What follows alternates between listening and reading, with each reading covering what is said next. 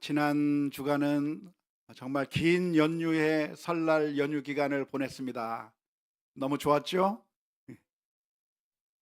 별로입니까? 설날에 오랜만에 가족들을 다시 만나셨을 거라고 생각이 되는데요. 좋았나요? 스트레스만 넘쳤나요? 좋았군요. 감사합니다. 아마 좋기도 하고 스트레스도 받기도 하고 한 게 어쩌면 가족의 모임일 거라 생각이 듭니다.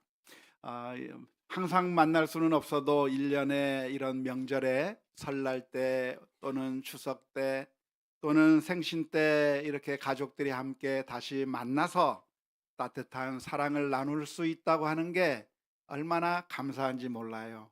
늘 전화할 수 있지만 그래도 만나서 같이 밥이라도 먹고 같이 손이라도 잡아줄 수 있는 것이 참 행복하고 감사한 일이라 생각이 듭니다. 안타깝게도 저희 자녀들은 미국에 있어서 그러질 못했습니다. 물론 외롭고 쓸쓸하게 지난 것이 아니라 감사하고 행복한 시간을 보내게 됐는데요. 그래도 지금 기대가 되는 것은 이번 5월에 저희 둘째 딸이 결혼을 하게 됐습니다. 그래서 이제 금년에 한번 다시 미국에 가서 우리 아이들을 만날 생각을 하니까 행복합니다. 어. 참 이렇게 가족들이 만나는 게 너무나도 행복한 일이라고 생각이 드는데요. 오늘 본문에 보면 몇 년 동안 가족을 만나지 못했던 야곱이 이제 가족의 품으로 돌아가게 되는 이야기가 기록되어 있습니다. 창세기 31장에서부터 33장의 말씀을 보면 오랫동안 아버지의 집을 떠나서 외삼촌 라반의 집에서 생활하던 이 야곱이 이제는 아버지의 집으로 고향의 집으로 돌아가게 되는 이야기를 기록하고 있습니다. 그 사이에 모든 것이 다 변해 버렸습니다. 다 바뀌었습니다. 아버지의 집을 떠날 때는 홀홀 단신이었죠. 그냥 지팡이 하나만 들고 참 쓸쓸하게 아버지의 집을 떠날 수밖에 없었던 사람이었는데 이제는 결혼을 했습니다. 그리고 아이들도 많이 거느리게 된 그런 가장이 된 야곱이고요. 뿐만 아니라 이제는 많은 양떼를 거느리고 있는 어마어마한 갑부가 되어서 어떻게 보면 금의 환영하는 모습이라고 할 수가 있겠습니다. 예전에도 우리나라 사람들이 보면은 설날이나 추석 때 고향에 가기 전에 차를 사더라고요. 혹은 차를 빌리기도 해서 그래서 고향을 해서 멀리 떠나서 살았지만 성공했다고 하는 것을 가족들에게 보여주고 싶은 그런 마음이 있었을 거라고 생각이 드는데요. 야곱도 이제 참 예전에는 청년에 불과했었고 예전에는 아무것도 없었던 이 청년이 몇 년 동안의 세월을 지난 다음에 아내와 그리고 아이들과 그리고 수많은 양떼를 거느리고 집으로 돌아가게 될 때 그 마음이 어땠을까요? 아, 이렇게 변해버린 이렇게 성공한 모습을 우리 가족들에게 보여줄 마음이 너무나도 들떠 있었을까요? 행복으로 가득 차 있었을까요? 물론 그런 마음도 있었겠지만 마음 한편에는 두려움과 근심이 앞섰습니다. 왜 그랬을까요? 그것은 바로 자신이 옛날에 했었던 그런 잘못이 기억이 났기 때문입니다. 그 옛날 자기가 저질렀던 잘못이 자신의 앞길을 가로막고 있는 겁니다. 아버지를 속이고 형 에서가 받을 축복을 가로채서 그래서 형의 분노를 사서 도망가야만 했었던 과거의 이야기가 이 야곱의 앞날을 가로막고 있는 것입니다. 그동안 그 문제에 대해서 생각하지 않았고 그 문제에 대해서 생각하지 않으면서 지냈을 때에는 아무 문제가 아닌 것 같았고 그 문제가 사라진 것처럼 생각이 되었지만 다시 돌아오는 이 과정 가운데서 그 문제가 여전히 사라지지 않고 여전히 자신의 앞길을 가로막고 있다고 하는 것을 느꼈기 때문에 이 야곱의 마음 가운데는 여러 가지 두려운 마음이 들게 되는 것이죠. 그래서 야곱이 한 일은 무엇이겠습니까? 야곱은 먼저 사람들을 형 에서에게 먼저 보냈습니다. 가족들에게 먼저 보낸 것이죠. 그래서 야곱이 이제는 돌아오게 된다고 하는 소식을 전하게 되었습니다. 그래서 간을 보는 것이죠. 사람들의 반응을 알아보기 위해서 사람들을 보냈는데, 그 사람들이 가족에게 돌아가서 그리고 전해준 소식은 걱정스러운 소식이었습니다. 창세기 32장 6절 말씀에 보니까 이렇게 기록합니다. 사자들이 야곱에게 돌아와 이르되 우리가 주인의 형 에서에게 이른즉 그가 400명을 거느리고 주인을 만나려고 오다이다. 400명을 데리고 형이 온다고 하는 이야기인데 400명이 어떤 사람들일까요? 대대대적인 환영인파인가요? 환영하기 위해서 400명을 거느리고 야곱에게 오는 것이 아니라 야곱을 죽이려고 오는 것이죠. 잘됐다, 이번 도망가 버려서 우리가 어떻게 처치하지 못하고 있었는데 이제 돌아온다고 하니까 야곱을 죽이겠다고 벼르면서 이 형 에서가 그때 그 감정 그대로, 아니 오히려 더 그 감정이 더 심화되어서 동생 야곱을 죽이겠다고 400명이라고 하는 군사들을 데리고 맞이하러 나온다고 하는 이야기에 야곱의 마음이 두려움으로 가득 차게 되었습니다. 야곱의 마음이 어떠한 마음이었을까요? 창세기 32장 7절 말씀에 이렇게 기록합니다. 야곱이 심히 두렵고 답답하여 자기와 함께한 동행자와 양과 소와 낙타를 두 떼로 나누고 그랬습니다. 야곱은 너무나도 두려웠습니다. 이러다가 내가 죽을 수도 있겠구나. 이러다가 내가 아버지도 만나지 못하고 내가 이곳에서 내 목숨이 끊어질 수도 있겠구나라고 하는 그런 답답한 마음에, 그래서 대책을 세우는 것이죠. 두 떼로 나누었습니다. 두 떼로 나누어서 그래서 대비를 세우는 것이죠. 만일 에서가 군인들을 이끌고 와서 첫 번째 1차 저지선을 뚫는다고 한다면 나는 그 사이에 도망가겠다. 1차 저지선과 그리고 두 대로 나누어 놓고 그래서 도망가겠다고 하는 36개 주랭랑이라고 하는 그런 방법을 세우게 된 것입니다.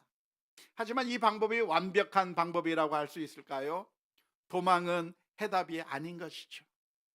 이제 또 도망가서 아버지도 만나지 못하고 어머니도 만나지 못하고 또다시 타지에서 방황의 삶을 살아야 하는 것은 목숨은 건질 수 있겠지만 완전한 해결책이라고 할 수가 없었을 것입니다. 그래서 그 상황 가운데서 야곱이 한 일이 있습니다. 그게 무엇일까요? 기도한 것입니다. 오늘 읽은 본문의 말씀은 무엇이냐면 그 순간에 야곱은 하나님 앞에 기도하며 엎드렸습니다. 하나님을 부른 것이죠. 하나님을 찾은 것입니다.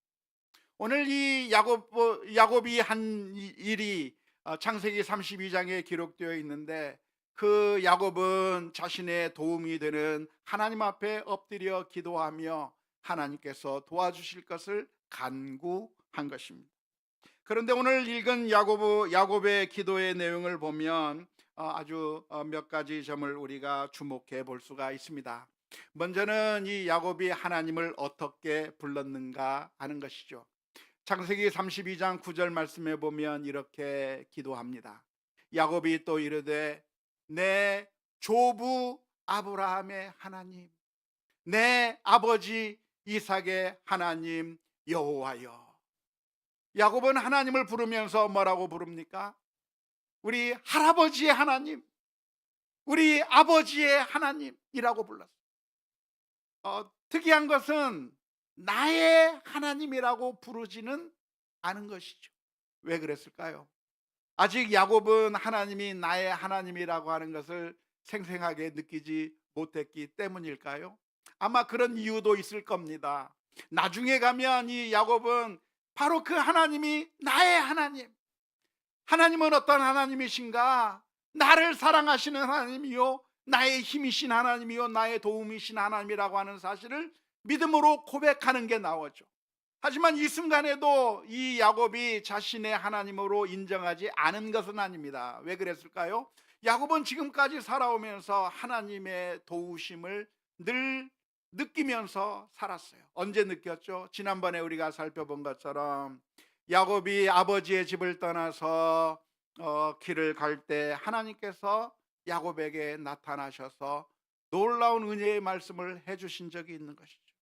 꿈에 사다리가 보이며 징계가 보이며 천사가 오르락 내리락 하는 그 광경을 통해서 하나님께서는 야곱에게 약속해 주시기를 네가 어디로 가든지 내가 너와 함께 할 것이고 너를 이곳으로 다시 돌아오게 만들어 주시겠다고 말씀해 주셔서, 하나님이 우리 아버지만의 하나님이 아니라, 하나님이 우리 할아버지의 하나님만이 아니라 그 하나님이 바로 나의 하나님이라고 하는 사실을 생생하게 경험한 적이 있어요. 뿐만 아니라 그 야곱이 저 라반 외삼촌이라고 하는 그곳에 가서 살았을 때에도 하나님이 저 가나안 땅에만 계신 하나님이 아니라 내가 있는 바로 그곳에서 나를 도우시는 하나님이라고 하는 사실을 생생하게 경험한 것이죠. 외삼촌 라반이 자기를 속이면서 임금 착취를 하고 있을 때 하나님께서는 야곱의 편에 서서 야곱의 부를 늘려주신 하나님이에요. 뿐만 아니라 야곱이 집에서 나올 때 라반이 화가 나서 죽이려고 달려들었지만 하나님께서 라반에게 나타나셔서 이 야곱을 보호해 주시고 안전하게 떠날 수 있도록 만들어 주신 그 하나님을 체험했기 때문에 이 야곱이라고 하는 사람은 이 하나님이 바로 자신의 하나님이라고 하는 사실을 생생하게 경험을 했습니다. 그럼에도 불구하고 왜 오늘 야곱은 조부 할아버지 아브라함의 하나님, 아버지 이삭의 하나님이라고 부르는 그 이유가 무엇입니까? 그것은 바로 하나님이 영원하신 하나님임을 의미하기 때문에 그렇습니다. 우리 할아버지는 이미 사라지고 없어요. 아브라함은 죽어서 없어요. 아버지는 나와 멀리 떨어져 있어요. 하지만 아버지와 함께 하셨던 하나님이 나의 하나님이고 할아버지와 함께 하셨던 하나님이 또 나의 하나님이시고, 하나님은 어떠한 하나님이신가? 영원토록, 어제나 오늘이라 영원토록 변함이 없으신 그 하나님 앞에 기도하며 엎드리고 있는 줄로 믿습니다. 뿐만 아니라 이 야곱은 하나님 앞에 기도하면서 하나님에게 기도하는 가운데 무엇을 생각해냈습니까? 하나님의 말씀을 생각해낸 것이죠. 창세기 32장 9절 말씀에 보면 이렇게 기록합니다. 야곱이 또 이르되 내 조부 아브라함의 하나님 내 아버지 이삭의 하나님 여호와여, 주께서 전에 내게 명하시기를 내 고향 내 족속에게로 돌아가라, 내가 내게 은혜를 베풀리라 하셨나이다. 야곱은 하나님께서 자신에게 무슨 말씀을 해주셨는가를 기억하고 그것에 의지해서 기도하는 거예요. 하나님의 말씀에 의지해서 기도하는 것이죠. 창세기 32장 12절의 말씀도 이렇게 기록되어 있습니다. 주께서 말씀하시기를 내가 반드시 내게 은혜를 베풀어 내 시로 바다에 셀 수 없는 모래와 같이 많게 하리라 하셨나이다. 이게 누구의 약속이에요? 하나님의 약속이에요. 하나님의 약속이 어떤 약속입니까? 내 자손이 바다에 모래와 같이 많게 해주겠다고 약속해 주셨는데 그 하나님께서 나를 죽이시겠어요? 살리시겠어요? 살리신다. 에서가 와서 나를 죽이려고 할 때 건져 주시겠어요? 안 건져 주시겠어요? 건져 주시겠다는 거죠. 하나님의 약속을 의지하면서 하나님 앞에 기도하며 나아가는 것이죠. 뿐만 아니라 야곱은 지금까지 하나님께서 어떻게 나에게 해 주셨는가, 하나님은 지금까지 나에게 어떤 하나님이었는가를 기억해냈습니다. 창세기 32장 10절 말씀에 보면 이렇게 기록합니다. 나는 주께서 주의 종에게 베푸신 모든 은총과 모든 진실하심을 조금도 감당할 수 없사오나 내가 내 지팡이만 가지고 이 요단을 건넜더니 지금은 두 때나 이루었나이다. 하나님은 어떤 하나님이신가? 지금까지 나와 함께 하신 하나님, 지팡이 하나만 들고 건너갔던 나를 두 때나 이루도록 만들어주신 그 하나님, 지금까지 내가 어떻게 살아왔어요? 내가 똑똑해서 살아온 것이 아니라 내가 잘나서 이렇게 많은 부를 이룬 것이 아니라 하나님이 모든 것을 이루셨다고 하는 사실, 지금까지 하나님이 나에게 은혜의 하나님이었다고 하는 사실을 기억하면서 그 하나님 앞에 기도하고 있는 것이죠. 그런 담대한 약속, 하나님께서 나와 함께 하셨다고 하는 그 사실만 생각하면 두려워할 게 있을까요? 없을까요? 없죠. 하나님을 우리가 믿는다고 한다면 걱정될 게 없는 겁니다. 하지만 현실 앞에는 뭐가 보여요? 에서가 쫓아온다고 하는 게 보여요. 그 앞에서 마음이 흔들리는 거예요. 창세기 32장 11절 말씀에 보면 이렇게 기록합니다. 내가 주께 간구하오니 내 형의 손에서, 에서의 손에서 나를 건져 내시옵소서. 내가 그를 두려워함은 그가 와서 나와 내 처자들을 칠까 겁이 나기 때문이니. 어쩌면 이게 우리들의 마음이에요. 우리가 믿는 게 뭐죠? 하나님을 믿어요. 우리가 무엇을 믿습니까? 하나님께서 모든 것을 다스린다고 하는 것을 믿어요. 하나님께서 모든 것을 합력하여 선으로 바꾸실 것을 믿어요. 하지만 우리들의 눈앞에 펼쳐지는 것이 무엇이냐면 우리들의 생각과는 정반대로 흘러가는 현상들이 보이는 것이죠. 문제가 보이고 해결되지 않는 것들을 보게 될 때 우리들의 마음 가운데 두려움이 생기는 게 당연한 거예요. 하나님을 믿지만 우리 앞에서 펼쳐지는 일들 때문에 걱정이 되고 근심이 생기고 두려워하는 마음이 들지 않는 게 아니라 당연히 드는 거예요. 마치 베드로가 예수님의 말씀에 따라서 주님, 제가 물 위로 걸어갈 수 있게 해주세요 했을 때, 오라고 했을 때 베드로는 물속에 바다로 뛰어들어서 그 물 위를 걸었지만, 그리고 예수님이 바로 눈앞에 있지만 그런 예수님을 볼 수가 있었고 물 위를 실제로 걸었음에도 불구하고 파도가 치는 그 모습을 보면서 두려운 마음이 들어서 빠져갈 수밖에 없었던 것처럼, 우리 인생이라고 하는 것은 무엇인가? 저도 마찬가지고요. 어려운 일을 닥치게 되면 두려운 마음이 들 수밖에 없는 것이고 근심과 걱정이 생길 수밖에 없는 것이죠. 그래서 야고보는 어떻게 했습니까? 다시 하나님을 바라보면서 나를 에서의 손에서 건져 주옵소서 기도하는 것이, 그게 필요한 것이죠. 그런데 이렇게 야곱이 이 위기의 순간 가운데 하나님 앞에 기도했다고 하는 것이 잘한 일입니다. 이것을 기억할 수 있기를 바랍니다. 왜냐하면 하나님께서 우리의 기도를 들으시고 또한 그 기도에 응답하시는 것인데, 그 하나님이 계심에도 불구하고 안타깝게도 수많은 사람들이 기도하지 않습니다. 하나님께 도움을 요청하지 않는 것이죠. 그것처럼 어리석은 일이 없는 거예요. 하나님이 없다고 생각하고 하나님이 내게 귀를 막으셨다고 생각하고 하나님 앞에 기도하지 않는 것처럼 어리석은 것이 없는 것입니다. 만일 생각해 보세요. 어떤 퀴즈 프로그램이 있는데 그 퀴즈 프로그램에 참가해서 문제를 다 하나씩 맞추고 이제 마지막 한 문제가 남았어요. 이 마지막 한 문제를 풀기만 하면 어마어마한 상금을 받게 되어 있는데 모르는 문제가 나온 거예요. 그런데 나에게 어떤 찬스가 있느냐? 전화를 걸 수 있는 찬스가 있어요. 전화를 걸어서 척척 박사에게 물어볼 수 있는 찬스가 있어요. 그러면 전화해야 합니까? 하지 말고 그냥 떨어질까요? 해야죠. 당연히 해야죠. 물어보면 되는 거예요. 전화하면 되는 거예요. 그래서 그 찬스를 써서 그 우승 상금을 얻는 게 그게 당연한 것처럼, 그게 지혜로운 것처럼, 우리 가운데 누가 계셔요? 하나님이 계시고 그 하나님은 척척 박사 정도가 아니라 온 우주를 다스리는 만군의 주 여호와 하나님이 우리가 간구할 때 우리의 기도에 응답해 주신다고 하는 사실을 기억하며 하나님 앞에 나아가는 우리 모두가 다 될 수 있기를 주님의 이름으로 축원합니다. 기도가 무엇일까요? 기도는 어려운 게 아니에요. 기도가 어려운 게 아니라 기도는 너무나도 쉬운 것이죠. 언제든지 할 수 있는 거예요.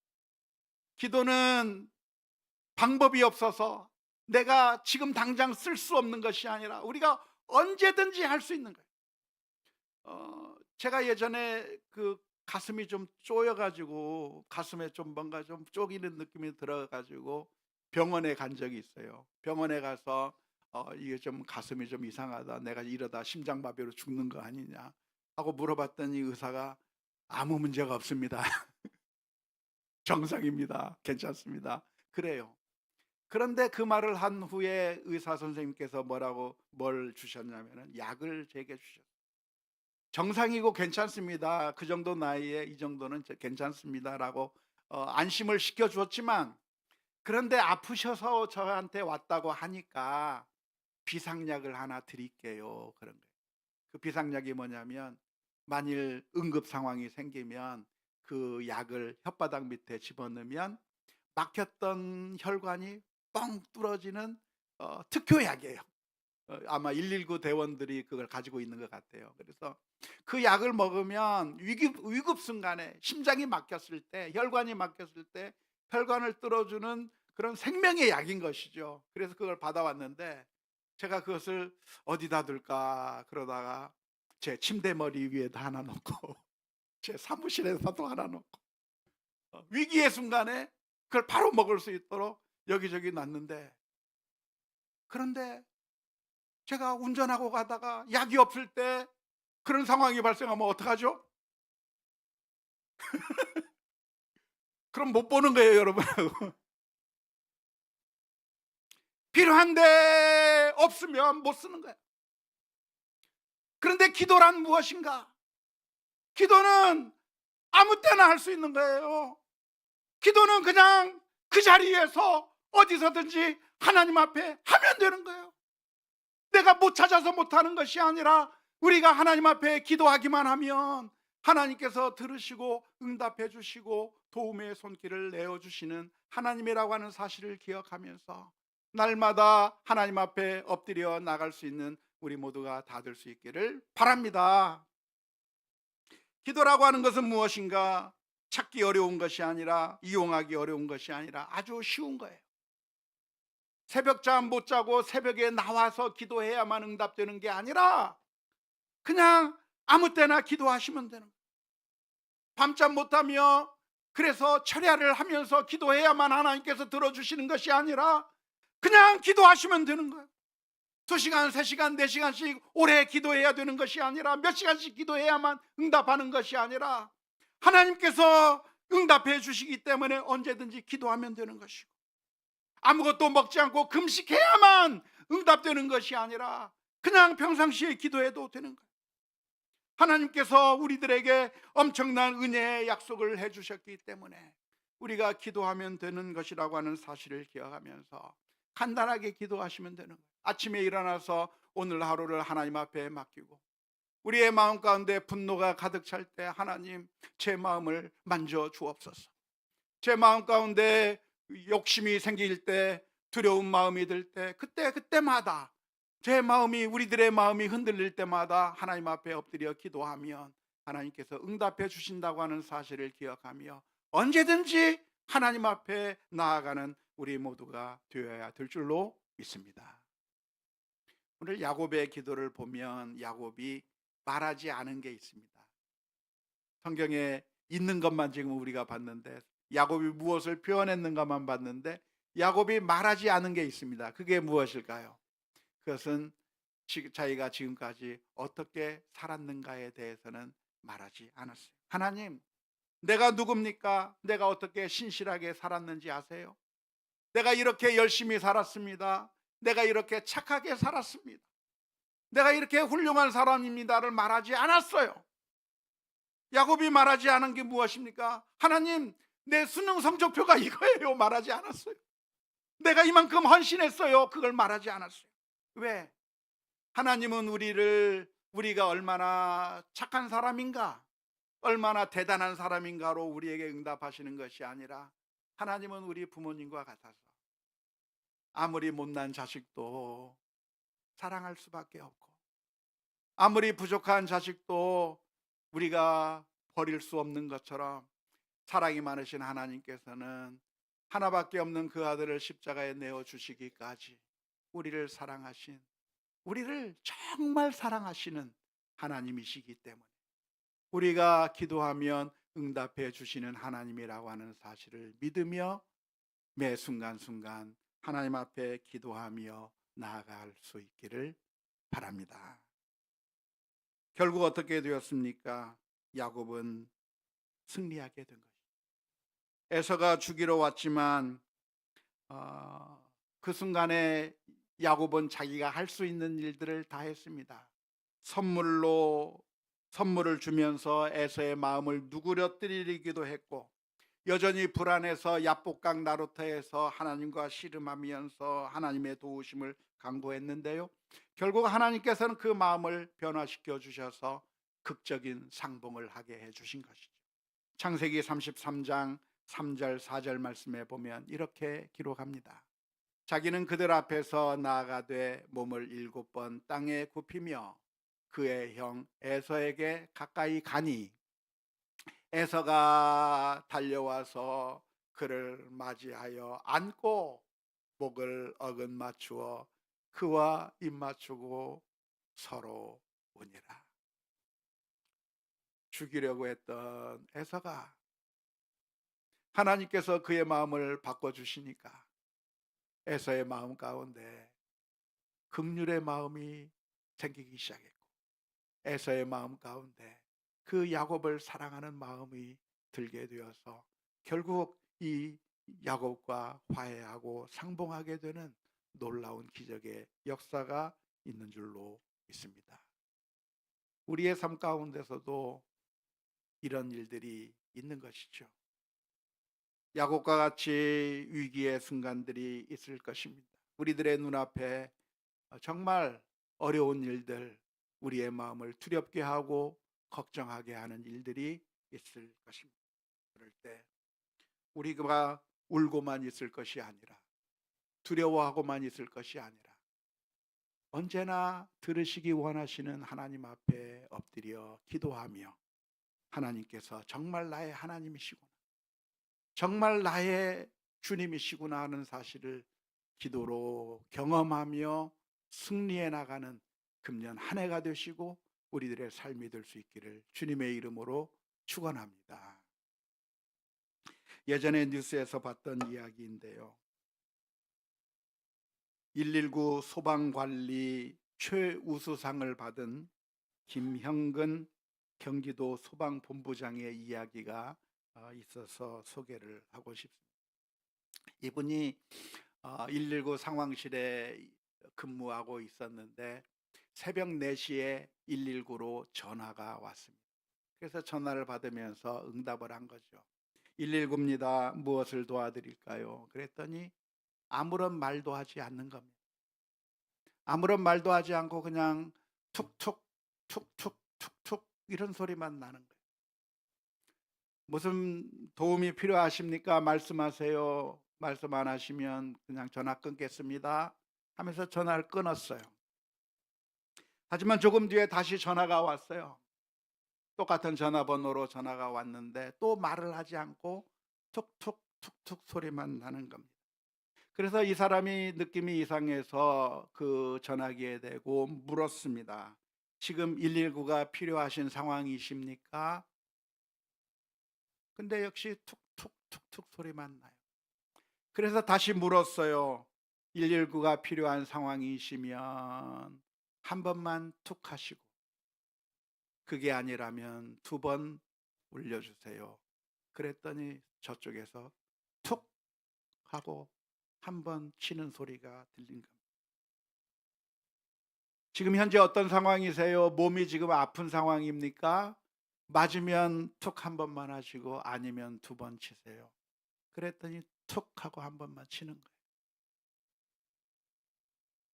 거예요. 이 사람이 전화를 하면서 전화를 검색해 봤더니 예전에 신고가 한번 들어온 사람입니다. 암 환자로 기록되어 있는 사람인 것이죠. 그래서 지금 현재 말을 하지 못하는 상황입니까? 물어보니까 맞으면 한 번만, 아니면 2번 치라고 하니까 한 번 툭 하고 하는 대답이 돌아옵니다. 지금 어디 계세요? 집에 계십니까? 집 밖에 계십니까? 지금 자기 집에 있습니까? 아닙니까? 자기 집에 계시면 한 번만 툭 치세요. 툭 하고 친 거예요. 그래서 119가 출동해서 그 사람을 데리고 병원으로 갔는데요. 알고 보니 그 사람은 어떤 사람이었는가? 60대 남성인데 후두암 수술을 받고 그리고